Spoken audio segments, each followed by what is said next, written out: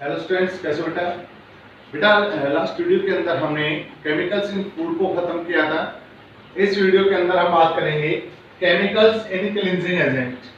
Chemicals इन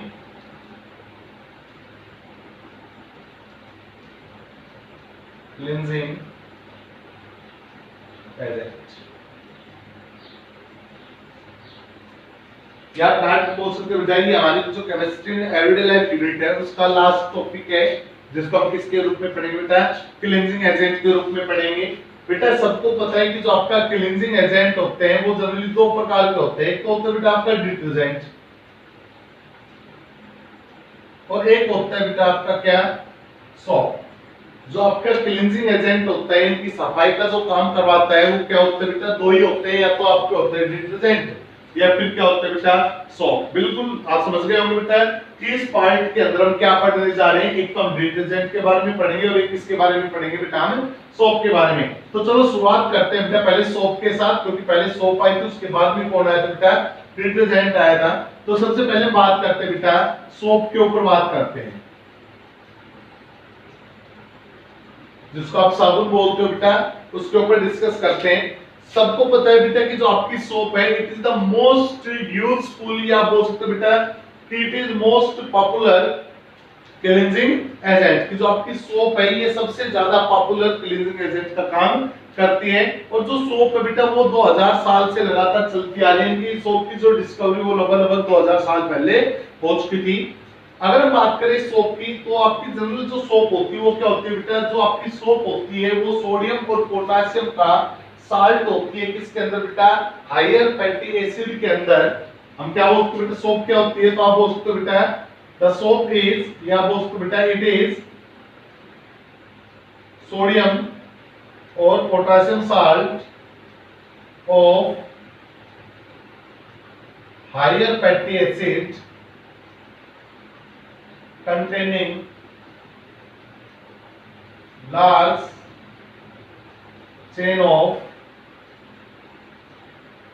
carbon atom। Soap क्या होती है बेटा? सोडियम और पोटेशियम का साल्ट होती है। किसके अंदर बेटा? हायर फैटी एसिड के अंदर, जिसके अंदर कार्बन एटम की क्या होती है बेटा? एक लार्ज चेन होती है, एक बड़ी सी चेन होती है बेटा। उस चेन को हमने किसका नाम दिया है बेटा? उस कंपाउंड को हमने किसका नाम दिया है? सोप का नाम दिया है बेटा। किसका नाम दिया है बेटा? सोप का नाम दिया है। अगर कोई आपसे जनरली पूछना चाहे कि व्हाट इज सोप, सोप क्या होती है बेटा, तो आप उसको बोल सकते हो बेटा सोप क्या होती है? सोडियम या पोटेशियम का साल्ट होती है। किसके अंदर बेटा? फैटी एसिड के अंदर। आप इतना भी बोल सकते हो। कोई आपसे पूछे व्हाट इज सोप, सोप क्या है, तो आप उसको डायरेक्ट बोल सकते हो बेटा it is a sodium potassium salt of higher fatty acid. ये सोडियम या पोटेशियम का साल्ट होता है किसके अंदर बेटा? हायर फैटी एसिड के अंदर। अब आगे खासियत क्या बता रखी है बेटा कि जो आपका फैटी एसिड होता है ना, उस फैटी एसिड के अंदर एक लार्ज कार्बन एटम की क्या पाई जाती है? चेन पाई जाती है। और उस चेन के अंदर कार्बन एटम की संख्या 15 से लेकर 18 एटम तक होती है बेटा। उस चेन के अंदर कार्बन एटम कितने होते हैं बेटा? 15 से लेकर 18 कार्बन एटम वहां पर प्रेजेंट होते हैं। आप जनरली ये भी बोल सकते हो बेटा कि जो आपकी सोप होती है वो किससे मिलकर बनी होती है बेटा? एनिमल फैट से, या जिसको आप वेजिटेबल ऑयल बोलते हो बेटा। और वेजिटेबल ऑयल के अंदर क्या होता है बेटा? एक एस्टर फंक्शनल ग्रुप होता है हायर फैटी एसिड का। तो आप ये भी बोल सकते हो बेटा कि जो आपकी सोप होती है, the soap is made up of fatty acid and vegetable oil which are ester of higher fatty acid और कोलेस्ट्रॉल। कि जो आपकी सोप होती है वो क्या होती है बेटा? कि जो आपकी सोप है वो सोप सोडियम या पोटेशियम का साल्ट होती है। किसके अंदर बेटा? फैटी एसिड के अंदर। सेकंड बात हमने क्या बोल दी बेटा कि जो आपका फैटी एसिड होता है, जो आपका क्या होता है बेटा? फैटी एसिड होता है, या जिसको आप क्या बोलते हो बेटा? वेजिटेबल ऑयल बोलते हो। उस वेजिटेबल ऑयल के अंदर कौन सी लिंकेज होती है बेटा? एस्टर लिंकेज होती है। कौन सी लिंकेज होती है उसमें? इनकी एस्टर लिंकेज। इनकी एस्टर क्या हो बेटा? यहाँ पर आपका फंक्शनल ग्रुप हो गया। एस्टर फार्मूला क्या होता है बेटा? एस्टर का यही तो फार्मूला होता है, COO आपका एस्टर फंक्शनल ग्रुप कहलाता है। तो इसने यही बात बोली है बेटा कि जो आपकी सोप होती है वो या तो एनिमल फैट होती है, या फैटी एसिड होते हैं, या फिर क्या होता है? वेजिटेबल ऑयल होती है। और अब फिर वेजिटेबल ऑयल वगैरह के अंदर क्या होता है बेटा, एस्ट्रो होता है किसका, फैटी एसिड का, और उसके साथ साथ किसका होता है, ग्लिसरॉल का। Ester of higher fatty acid and glycerol. आप ये बात भी बोल सकते हो बेटा कि जो आपका वेजिटेबल ऑयल है, या आप बोलते हो बेटा यहाँ पर एनिमल फैट है, एनिमल फैट है, ये आपका वेजिटेबल ऑयल है, उसके अंदर कौन सी लिंकेज होती है बेटा, एस्टर लिंकेज होती है, और ये एस्टर लिंकेज किसका निर्माण करती है बेटा, फैटी एसिड और ग्लिसरॉल का निर्माण करती है बेटा। यहाँ तक क्लियर बेटा। नेक्स्ट पॉइंट में हम क्या बोल सकते हैं बेटा कि जो ester of glycerol, the ester of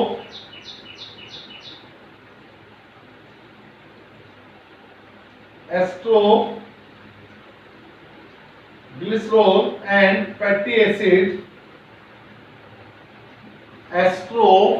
glycerol and fatty acid are known as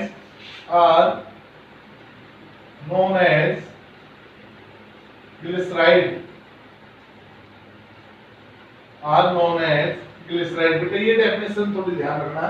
तो यहाँ से पूछे कि ग्लिसराइड क्या होता है, तो ग्लिसराइड क्या होता है बेटा, एक एस्टर ग्रुप होता है किसका, ग्लिसरॉल और फैटी एसिड का, क्या कहलाता है बेटा, वो ग्लिसराइड कहलाता है बेटा। क्या कहलाता है बेटा, वो आपका ग्लिसराइड कहलाता है। ध्यान से सुनो बेटा, ये जो एस्टर ये कहां पर प्रेजेंट होगा, ये एस्टर कहां पर प्रेजेंट होगा, एनिमल फैट के अंदर या वेजिटेबल ऑयल के अंदर। अब आप सोच रहे होंगे sir animal fat vegetable oil का काम क्या है बेटा, जब हम किसी भी सोप को बनाते हैं तो सोप को बनाने के लिए मुझे क्या चाहिए, फैटी एसिड तो चाहिए ना। तो जिस फैटी एसिड का हम इस्तेमाल करते हैं सोप को बनाने के लिए, या तो एनिमल फैट के रूप में इस्तेमाल में लाया जाता है, या फिर किसके रूप में लाया जाता है बेटा, वेजिटेबल ऑयल के रूप में इस्तेमाल में लाया जाता है। बात करते हैं बेटा कि ग्लिसराइड क्या है। तो बेटा इन एनिमल फैट और वेजिटेबल ऑयल के अंदर क्या होता है, एक एस्टर लिंकेज होती है बेटा, और ये जो एस्टर लिंकेज है, ये एस्टर लिंकेज किसका निर्माण करती है बेटा, फैटी एसिड या फिर ग्लिसरॉल का निर्माण करते हैं, इसलिए हमने इसको क्या नाम दे दिया, ग्लिसराइड का नाम दे दिया। अब बात करते हैं सोप को बनाया कैसे जाता है बेटा। तो सोप को बनाने का जो प्रोसेस है वो क्या कहलाता है बेटा, आपका सोपनिफिकेशन प्रोसेस कहलाता है। सोप को बनाने का प्रोसेस क्या कहलाता है बेटा, आपका सोपनिफिकेशन प्रोसेस कहलाता है। हम बात करते हैं बेटा प्रिपरेशन ऑफ सोप, कि सोप को कैसे बनाया जाता है बेटा।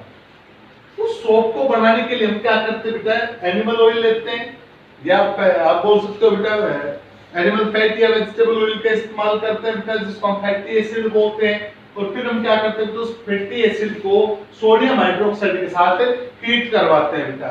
तो अगर इसकी प्रिपरेशन के अंदर बोलना चाहे तो आप बोल सकते हो बेटा कि when fatty acid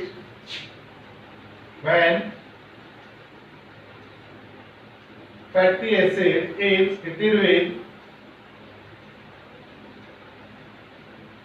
sodium hydroxide, then it gives sodium salt of fatty acid and glycerol. आप ये भी बोल सकते हो बेटा कि जब हम फैटी एसिड को क्या करते हैं बेटा, हीट करते हैं किसके साथ, सोडियम हाइड्रोक्साइड के साथ, then it gives या then it break down into sodium salt of fatty acid या फिर ग्लिसरॉल। यहाँ तक क्लियर बेटा। this sodium salt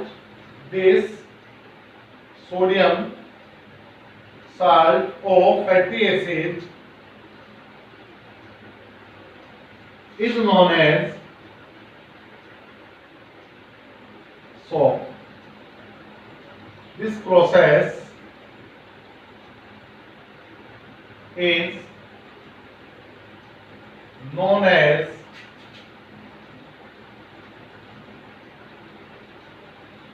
soponification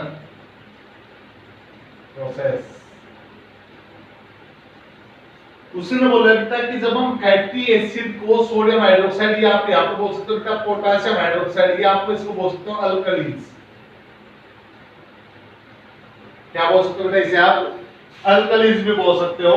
कि जब हम फैटी एसिड, मान लो बेटा आपके पास कोई भी फैटी एसिड हो गया CH2O CO C17H35, ये आपके पास कोई भी फैटी एसिड हो गया बेटा, CHO CO C17H35 CH2O CO C17H35, ये आपके पास क्या हो बेटा फैटी एसिड हो गया, जिसके अंदर देखिए बेटा COO ये आपकी कौन सी लिंकेज हो बेटा, S2 लिंकेज यहाँ पर प्रेजेंट है। और आपने क्या किया बेटा, इसको किसके साथ गर्म किया है, तो KOH के साथ या फिर NaOH के साथ। मान लो आपने इसको गर्म किया बेटा NaOH के साथ, जैसे आप इसको हीट करते हो तो जो आपकी S2 लिंकेज वो ब्रेक डाउन हो जाएगी, यानी कि यहाँ से आपका जो बॉन्ड है वो क्या होगा, टूट जाएगा। जब ये बॉन्ड टूटेगा तो एक चेन अलग निकल रही है, एक चेन किसकी अलग निकल रही है, यहाँ से CH2 CH CH2 ये चेन अलग निकल रही है बेटा। और यहाँ से क्या होगा बेटा, NaOH से ब्रेक डाउन होगा तो OH यहाँ से टूटेगा, तो OH क्या करेगा, एक OH इस CH2 के पास, एक OH इस CH के पास और एक OH इस CH2 के पास। तो कितने OH यूज हो गए बेटा, एक यहाँ पर, एक यहाँ पे और एक यहाँ पे, तीन NaOH यूज हो गए बेटा। तो आपका OH तो आ गया यहाँ पे, ये हो गया बेटा आपका OH OH OH प्लस। अब जो चेन टूटी है उसके अंदर सभी के अंदर कॉमन क्या है, C17H35 CO C17H35 COO C17H35 COO। तो तीन मॉलिक्यूल किसके बन गए, ये बन गए C17H35 COO के तीन मॉलिक्यूल बन गए। अब यहाँ से Na का तो यूज, OH का तो यूज हो गया, बच गया किसका यूज बेटा, Na का। तो वो Na क्या करेगा, तीन Na बच गए ना, तो एक Na इसके पास, एक इसके पास और एक इसके पास, तो इसका मतलब तीनों के पास क्या कर बैठ गया बेटा Na, और ये बन गया बेटा आपका किसका साल्ट, सोडियम का साल्ट। और यही साल्ट आपका क्या कहलाता है बेटा, सोप कहलाता है। क्या कहलाता है बेटा, ये साल्ट आपका सोप कहलाता है। अब आपका जो सोप है और जो ये सेकंड पार्ट बना बेटा, ये कहलाता है आपका ग्लिसरॉल। जो सेकंड पार्ट है ये क्या कहलाता है बेटा, आपका ग्लिसरॉल। और ये प्रोसेस क्या कहलाता है बेटा, ये कहलाता है बेटा आपका सोपिफिकेशन प्रोसेस। अब देखना बेटा क्या होगा, अब जो आपकी सोप बनी है बेटा, वो सोप और ये जो ग्लिसरॉल है, दोनों के दोनों किसमें बेटा, एक्वस सॉल्यूशन में प्रेजेंट है। इसमें प्रेजेंट है बेटा, घुली हुई अवस्था के अंदर प्रेजेंट है। घुली हुई अवस्था के अंदर सोप को ग्लिसरॉल से अलग कर पाना कैसा बेटा, थोड़ा सा मुश्किल है। तो हम क्या करते हैं, इस सोप के अंदर समान अमाउंट में सोडियम क्लोराइड को ऐड कर देते हैं। ध्यान से सुनना, हम क्या करते हैं, जो आपकी सोप बनी है वो किसमें डिसॉल्व है बेटा, आपका ग्लिसरॉल में डिसॉल्व है। तो हम क्या करते हैं, इस सोप के अंदर किसको ऐड कर देते हैं, इस पूरे सॉल्यूशन के अंदर हमने किसको ऐड कर दिया बेटा, NaCl को ऐड कर दिया।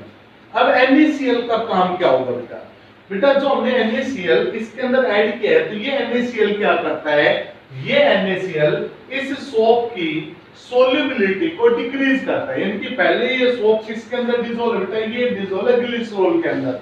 मैंने जैसे NaCl डाला तो सोप क्या करते हैं बेटा, ग्लिसरॉल को छोड़कर क्या होती है, अलग निकलना स्टार्ट कर देती है। यानी कि NaCl के डलने पर सोप की सोल्युबिलिटी ग्लिसरॉल में क्या होगी, कम होगी, और सोप प्रेसिपिटेट के रूप में ग्लिसरॉल को छोड़कर क्या करती है, बाहर निकलना स्टार्ट करती है। किसकी वजह से बेटा, NaCl की वजह से। मान लो बेटा आप एक जनरल एग्जांपल की अगर हम बात करें, तो मान लो कि आपका वो कंटेनर था, जिस कंटेनर के अंदर आपने सोप को तैयार किया है। तो यहाँ पर जो सोप है वो और ग्लिसरॉल दोनों एक दूसरे के अंदर मिक्स है बेटा, इस प्रकार से एक दूसरे में मिक्स है।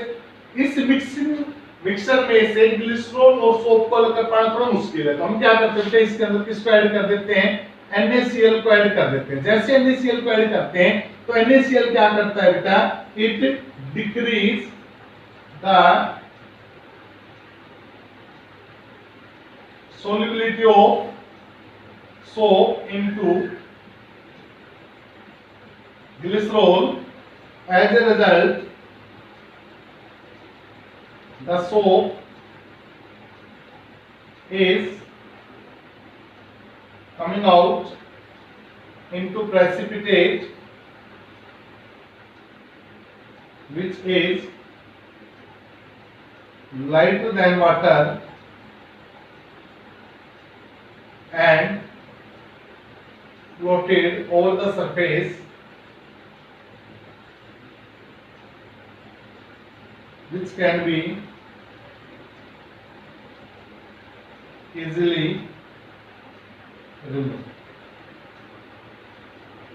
NaCl का काम क्या था, NaCl ने डिक्रीज किया क्या, सोल्युबिलिटी ऑफ सोप। सोप की जो सोल्युबिलिटी थी उसको क्या कर दिया, डिक्रीज कर दिया, जिसके कारण जो सोप है वो प्रेसिपिटेट के रूप में बाहर आ गई। यानी जैसे हमने NaCl डाला, NaCl के डलते इस ग्लिसरॉल के अंदर जो सोप थी वो सोप क्या होगी बेटा, प्रेसिपिटेट बनकर क्या होगी, इसके सरफेस पर क्या करेगी बेटा, फ्लोट करना स्टार्ट कर देगी। क्यों?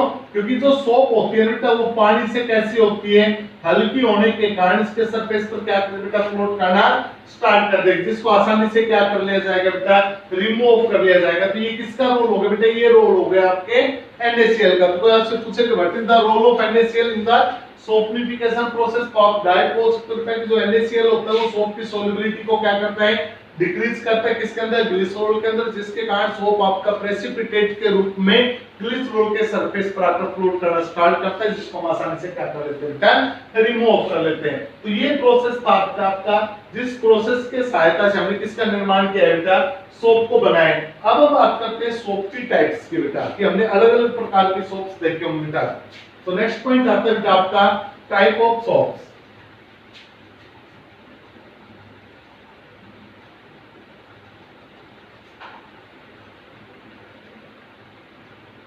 Type of soaps.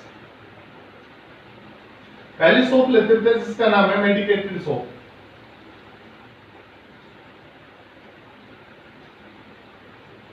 सबसे पहली टाइप क्या नाम होता है, जिसका नाम है मेडिकेटेड सोप। अभी मेडिकेटेड सोप क्या होती है बेटा, तो इसने बोले बेटा दीज आर सॉफ्ट, ये जो सोप होती है कैसे होती है बेटा, ये these are soft and contain the substance which are medicated value.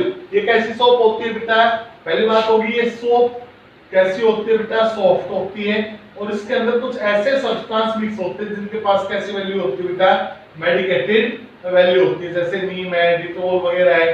ये सारी आपकी कौन सी सोप कहलाती है बेटा, मेडिकेटेड सोप कहलाती है। तो क्या होगी बेटा, medicated soap, these are soft soap and have those substance which are medicated value। ये कौन सी सोप होती है बेटा, सॉफ्ट सोप होती है, और इनके अंदर वो सब्सटेंस पाए जाते हैं जिन सब्सटेंस के पास कैसे वैल्यू होती है बेटा, मेडिकेटेड वैल्यू होती है। कौन से सोप कहलाते हैं बेटा, वो आपके मेडिकेटेड सोप कहलाते हैं बेटा। सेकंड आता है बेटा आपका transparent soap. Second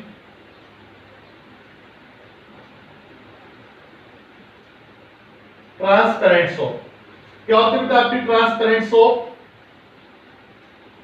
transparent soap क्या होती है बेटा, बेटा जो आपकी ट्रांसपेरेंट सोप होती है, ये सोप जनरली इथेनॉल के अंदर बनाई जाती है बेटा।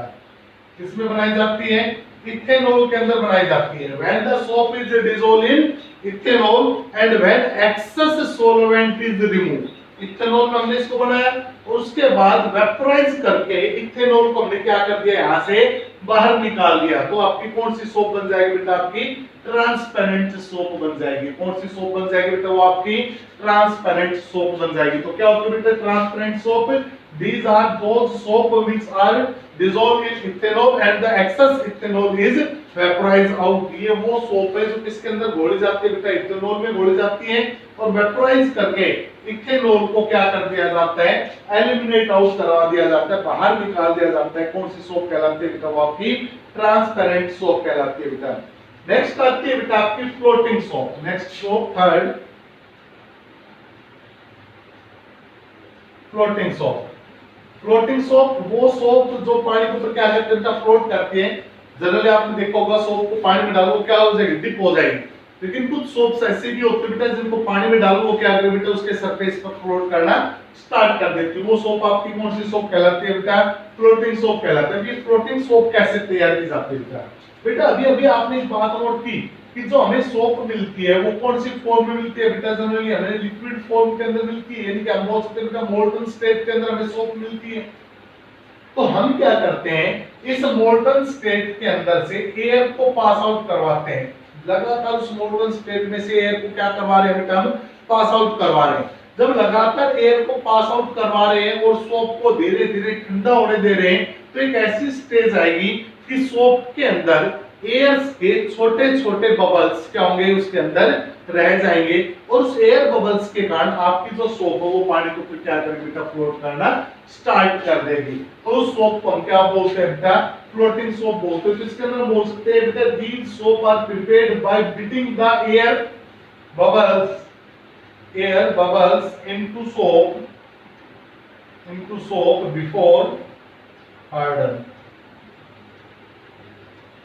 कि जब तक वो कठोर ना हो जाए तब तक उसके अंदर से किसको पास आउट करवाते हैं बेटा, एयर बबल्स को पास आउट करवाते हैं। जैसे वो हार्ड होना स्टार्ट होगी तो एयर बबल्स उसके अंदर क्या हो जाएंगे, रह जाएंगे। उस एयर बबल्स के कारण जो आपकी जो सोप है वो क्या होगी, पानी पर फ्लोट करना स्टार्ट कर देगी। और भी काफी सोप है बेटा, जैसे आपने टॉयलेट सोप पढ़ी होगी बेटा। टॉयलेट सोप के अंदर क्या होता है बेटा, जो आपका एक्सेस अल्कलीज होता है, सोप के अंदर अल्कली तो होता ही, तो उस एक्सेस अल्कलीज को क्या कर दिया जाता है, रिमूव कर दिया जाता है। आपने सेविंग सोप भी पढ़ी होगी बेटा। सेविंग सोप के अंदर भी क्या होता है बेटा, अच्छी लेदर बने, अच्छा झाग बने, तो उसके लिए उसके अंदर समान अमाउंट में ग्लिसरॉल भी ऐड होता है बेटा। तो कुछ सोप्स है बेटा जिसकी टाइप्स के ऊपर हमें जनरली डिस्कस कर लिया बेटा। इसके बाद हम बात करते हैं इसके लिमिटेशन की, कि why the which the limitation of soap, which type of limitation है द सोप, कि सोप के पास किस किस प्रकार की लिमिटेशन है। तो पहली लिमिटेशन आती है बेटा सोप की,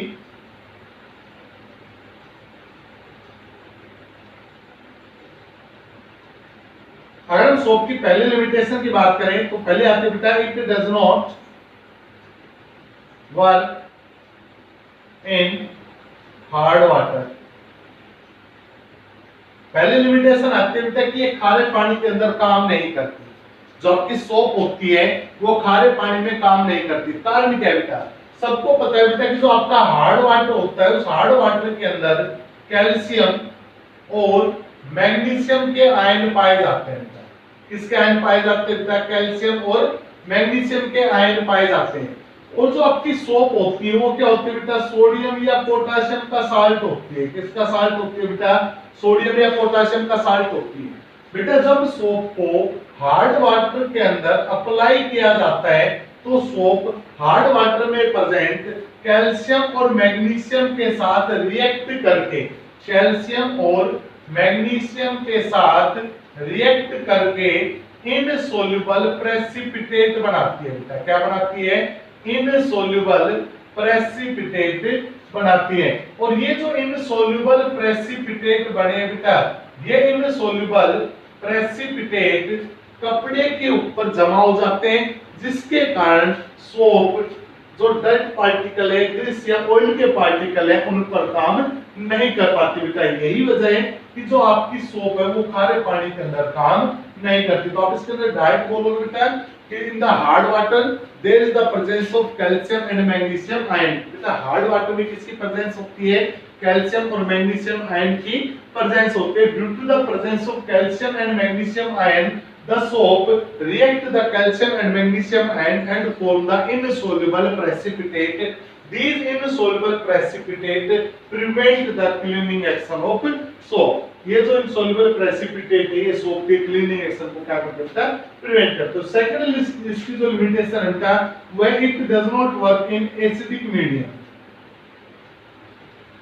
it does not work in acidic medium। बेटा जो आपका एसिडिक मीडियम होता है उसके अंदर भी ये काम नहीं करती। कारण आपका सेम बेटा कि एसिडिक मीडियम के अंदर भी ये क्या करती है, इनसोल्यूबल प्रेसिपिटेट बनाती है, जिसके कारण सोप एसिडिक मीडियम में भी काम नहीं करती है बेटा। ये थी बेटा अपनी सोप की प्रॉपर्टी और सोप की लिमिटेशंस। अब सोप के अंदर कुछ कमी है बेटा, उस कमी को दूर करने के लिए एक और क्लीनिंग एजेंट को डिस्कवर किया गया बेटा, जिसका नाम क्या है, डिटर्जेंट, और उसको हम बोलते हैं बेटा सोपलेस सोप, जो हम नेक्स्ट वीडियो के अंदर पढ़ेंगे बेटा। इस वीडियो के अंदर इतना बेटा, थैंक यू।